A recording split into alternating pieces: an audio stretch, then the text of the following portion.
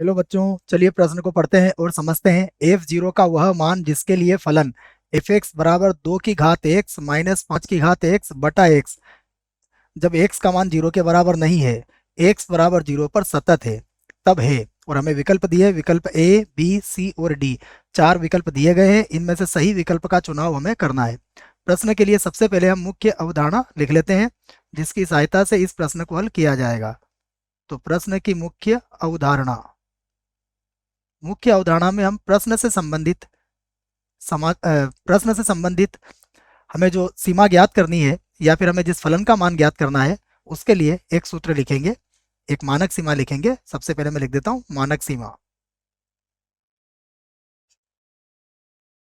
देखिए, एक मानक सीमा का प्रयोग यहां पर किया जाएगा, जो है लिमिट x का मान 0 की ओर अग्रसर हो, a की घातांक x माइनस 1 बटा x।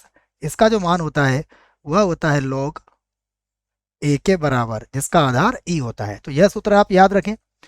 दूसरी मुख्य अवधारणा में हम इस बात को कहेंगे कि यदि यदि x बराबर a पर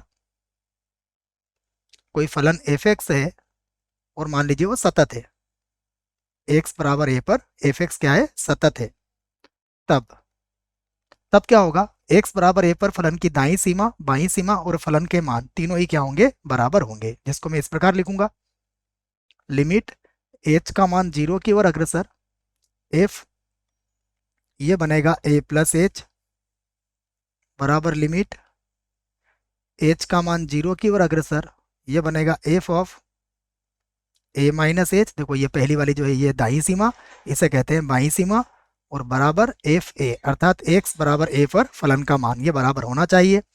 अब प्रश्न को देखते हैं। प्रश्न ने हमसे क्या कहा है, प्रश्न ने हमसे कहा है कि f0 का वह मान जिसके लिए फलन x बराबर 0 पर सतत है। तो हम इसी बात को यहाँ पर कहेंगे कि यदि यदि f(x) जो कि हमें फलन दिया गया है, x बराबर 0 पर संतत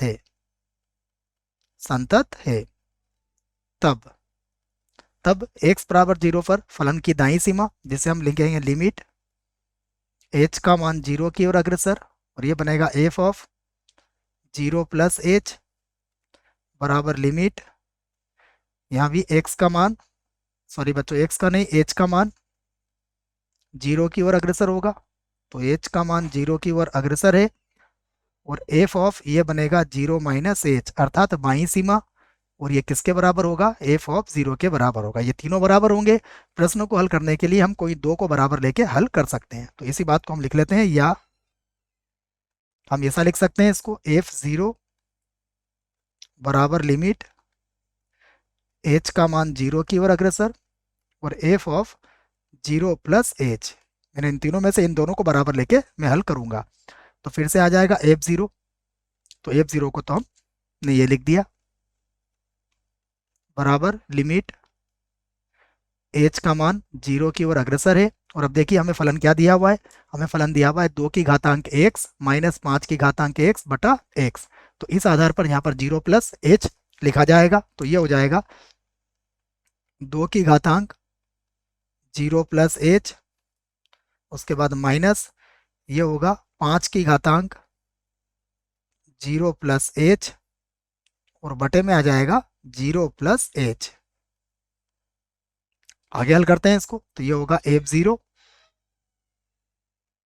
बराबर लिमिट h का मान 0 की ओर अग्रसर, और देखो ये होगा 2 की घातांक h माइनस 5 की घातांक h, और बटे में आ जाएगा h।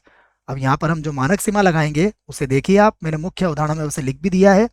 देखो जो मानक सीमा लगाएंगे वो क्या है, लिमिट x का मान 0 की ओर अग्रसर, a की घातांक x माइनस 1 बटा x किसके बराबर होगा, यह बराबर होगा log a के, जिसका आधार e होगा। तो इस सूत्र को लगाने के लिए हम क्या करेंगे, इसमें एक जोड़ देंगे और एक घटा देंगे। तो देखो उससे हमें क्या फायदा मिलेगा, इसको हम यहाँ समझते हैं। तो f0 बराबर लिमिट h का मान 0 की ओर अग्रसर, ये होगा 2 की घातांक h, इसमें मैं एक घटा दूंगा, माइनस 5 की घातांक h, और इसमें मैं एक जोड़ दूंगा, और बटे में कितना है, बटे में है h। फिर से लिखते हैं, ये हुआ f0 बराबर लिमिट h का मान 0 की ओर अग्रसर। अब देखिए ये क्या बन जाएगा, ये होगा 2 की घातांक h माइनस 1 और इसके बटे में लिखा जाएगा h और यहाँ से माइनस कॉमन ले लूँगा तो ये होगा 5 की घातांक h माइनस 1 और बटे में आ जाएगा h।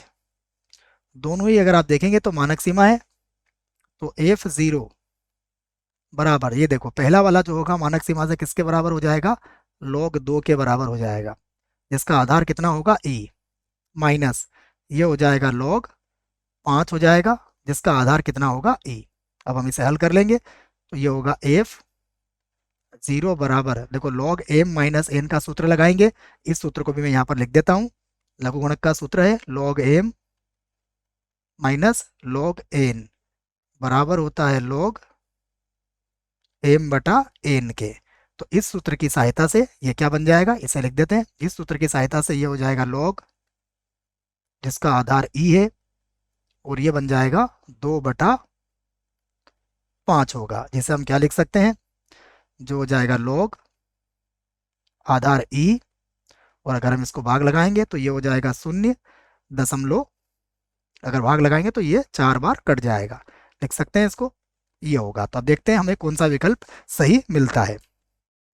तो विकल्प ए हमारा गलत विकल्प होगा, विकल्प बी यह भी गलत होगा, विकल्प सी भी गलत होगा और विकल्प डी भी गलत होगा। अर्थ ये हुआ कि इस प्रश्न के लिए हमें सही विकल्प नहीं मिला है। आशा करता हूं बच्चों आपको इस प्रश्न का उत्तर समझ में आया होगा। धन्यवाद।